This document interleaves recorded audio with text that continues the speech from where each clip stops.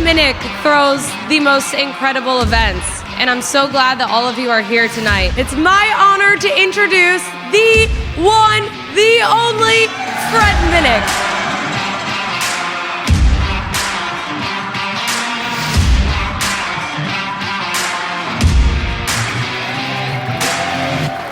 Thank you, man. Amanda, go ahead and have a seat. I'd like to welcome the greatest player from your team of all time, Terry Bradshaw, everybody. Wow. How you doing? My favorite thing to say is the Steelers have won 6 Super Bowls, and it wouldn't be a thing if it wasn't for this man right here. What an honor. Bless you. Hello, everyone. There we are. Not a lot of Chief love out there, huh?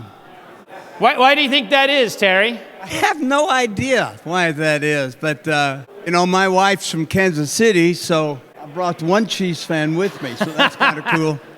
But anyway, thanks for having me here, Fred. Oh, man, It's been a while, you know it? It's been a while since we've been on the stage together. Yeah, it has been.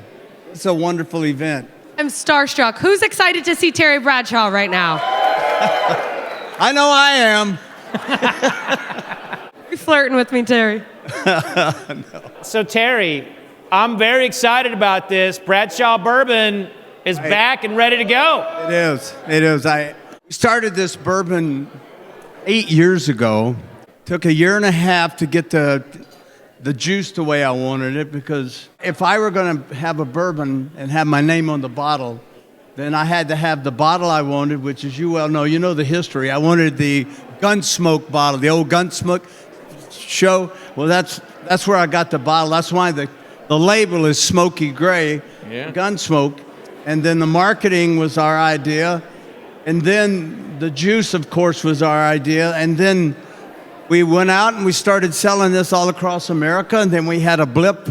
We had a small setback a couple of years. And then I got the name back. I got the juice back. I got the marketing, and all of that's back. And just recently, we set up with TAG Spirit Reserves, and they're the ones now that are sponsoring and financing all of this. And boy, I couldn't be more proud. We're back going. We're selling like crazy. Believe I'm shocked. I started calling distributors and saying, "I apologize. We were number 4.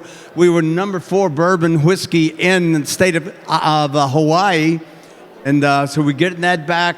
Big in Texas, Florida." So we're moving around. Kentucky made, and we're really real excited about it. And my son-in-law, Noah Hester's here. Hey, Noah. Raise your hand, Noah. Noah. Over there. And so Noah... He's the man behind the scenes. Yes. So he and I, we work Texas, and we're Canada. We've been up in Canada. We've been up in Alaska, and moving and selling, shaking, and... I hope everybody out there that's here to have fun. We brought some bottles with us. I don't know, what, we got 9 bottles, Noah? Yeah. 9 bottles of our whiskey here. So all of you in here, we'd appreciate it if you try it and like it. This is batch number 11. I will tell you that. So we've sold right up to date a little over 50,000 cases before we get to hiatus. And you'll see on here, this is the proof on this is 103.8. So it's got a little bite to it. My suggestion is, is when you pour it, let it breathe a little bit. You know how bourbon kind of can slap you around a little bit. This will slap you around. So let it sit, and I guarantee you're going to love this stuff. So anyway, and on the top of it, there's something on the bottle that you might notice. It has Super Bowl 9, 10, 13, and 14. That's the gold and black label. I didn't want that on there, but they thought, well, if it's Terry Bradshaw, if it's Bradshaw's bourbon, then we should put that on there. Not exactly something I would have done. And then on the back side, also a little memorabilia. There's the Super Bowl dates and everything. So kind of something cool. Our next batch will be batch number 12. It's a special batch. Since my football number was 12, we're coming out with a special edition, yes, sir. Fred, for 12, which is going to be a lot of fun. And then we've got a real surprise coming in the month of October for all the ladies out here. You'll enjoy what we got come up with. You're really going to enjoy that. So got a lot of things going, so we're just happy to get this going. And there's no one like Fred Minnick. You got a bourbon and whiskey, folks. This is a guy you want on your side, Here Fred for Minnick. Fred. Yeah. So That's very kind of you, Terry. So we got your Super Bowls on here, of course. Right. We got the big game coming up on Sunday. Right. And there was just some news drop that some of the players might be feeling a little sick. Did you ever play in a game where you were a little ill or not feeling well going in? Never played in a Super Bowl where I was sick. Nervous for sure, upset stomach from nerves for sure, but never sick. There is, I'm just now getting over being sick. Flu's going around. Right, my wife has been sick, our kids have been sick. A lot of people with Fox are sick. So it's just, I don't think it's a flu so much. We all got it in Philadelphia when we were there doing that ball game, and it's just a bad cold, but boy, it takes a long time to shake it. Yeah, I tell you what, it's been going around, right? Yes. They canceled school in Kentucky because all the kids were sick. Exactly. So what's the mindset of a player right now on the Friday before Super Bowl? What's going through their mind before they play? The players right now are excited that they're through with media day. Today, Friday, is offense, defense, goal line, short yardage day, special teams day. They do all that. They get that done today. Saturday, they'll go in and do goal line, short yardage again, and that'll be it. But the players are through with all their media responsibilities, and now it's getting their mind right. Now they have curfew. They'll have curfew Friday and Saturday, of course. Some of them may even move hotels. And I know when we played in 13 against the Cowboys, we switched hotels. Wow. Because of the fans. So there's a chance that'll happen, but pretty much the players are ready to play. I mean, they're more than ready to play this game. I have a question for Terry. Justin Fields or Russell Wilson?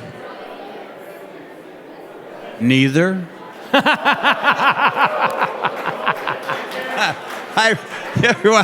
I don't like either one of those quarterbacks. I'm not a Russell Wilson fan. I thought when Sean Payton got rid of Russell in Denver, that told me all I needed to know about Russell Wilson. And then Justin Fields he's really talented, but to my point, he just hadn't adapted well to the NFL game. He'll have some great games, but he's not a Jaden Daniels or Absolutely. Or Williams in Chicago. Don't turn the ball over and convert third downs. Right. That's what you need to do. You got to work. You got to work from the pocket and then move to the outside, and that's what the young kid. That's what Jackson does in Baltimore now. Works from the pocket and then takes off. Joe Burrow, not so much that, but a great pocket player, but real good in and out of the pocket. You got Herbert out and saying a lot with the Chargers. Another one of those guys that can move out of the pocket. So that's kind of where the game has gone with the quarterbacks, is big kids that can throw from the pocket and run and get away, which is good. Tua Tagovailoa down in Miami, I love him. Not necessarily that kind of guy, but a real good pocket quarterback, reads well from the pocket. And we have to ask the legend, who do you like in the game on Sunday? Who do I pick for the game? I already know what this crowd's picking. Fade the public. Yeah, I think most of the Fox guys are picking the Eagles, and I would kind of like to see Kansas City win, and the reason being, I love to be a part of history. I think three-peat is a phenomenal accomplishment in our sport. They're the only team that's ever gotten this far after winning back-to-back. I tried it twice and never got to the Super Bowl, and now they got an opportunity to three-peat, and I think it's just pretty cool. Are you doing the presentation this year? I am doing. Yeah, I'll be doing the presentation. Oh, wow. That'll be cool if they win it. Look, I can sit here and X and O's this thing to death and tell, well, if they can run on Saquon, if Saquon can get going, and the Chiefs do give up rushing yardage, so if they can run the football and run it effectively, I expect Jalen Hurts in play action and going deep to Brown or Smith. I mean, that's a headache for Kansas City. Then on the other side, you have Patrick Mahomes, who just knows how to win in the fourth quarter. So yeah, I'm gonna go with the team that's been successful. I know America would like to see. I know America wants to see new blood. I know when the Steelers are winning all the time, they were tired of the Steelers, tired of the black and gold. Don't want them to be in there. Tired of the Cowboys. Don't want them. I get that. That's human nature. But I like to be a part of history, and I think Fox being and us presenting the trophy to them would be kind of a cool thing. At least I didn't get booed for that. Are there any players that you think are an X factor that no one's really thinking about? Normally, not at this stage, Fred. Yeah. Devontae Smith, Kareem Hunt, Pacheco, the running backs for Kansas City, they could step it up. We're all looking at Kelsey and going with theirs, but Kelsey, I find that pretty much stars will be stars. I don't think we'll see anybody unless we see one of those two rookie corners intercept and go back for a touchdown. I think you pretty much can pick your star of the game is going to be one of the stars going into the game. All right, so you're walking on the field. Right. The trophy presentation's about to happen. Right. You see Taylor Swift. Right. Are you going to go over and say hi? I will not give her an autograph. I've already made my mind up. Ain't going to happen, Jack. Do you like Taylor Swift? Are we a Swiftie? Are we a Swiftie, Terry? I'm not. I'm too old to be a Swiftie. I'm 76. I'm not a Swiftie. I'm not an anti-Swiftie, but I don't know her music at all. I know Merle Haggard and Marty Robbins. Who is Terry Bradshaw's dream Super Bowl halftime performance? That's our halftime shows are for young people, I guess. I don't know. Kendrick Lamar. Yeah, Kendrick Lamar. I know he won a couple of Grammys. I watched the Grammys, but Fred, I'm old school. I'm a country music gospel guy, and I'm not. All right, I'm not into that stuff. Let's talk a little bit about after the Super Bowl. That's a lot of work. All right. A lot of time. Right. What are you doing? After the Super Bowl, I go to North Carolina and do a corporate speech, and then I fly home and pack up, and we go to Hawaii for 2 weeks. Good for you.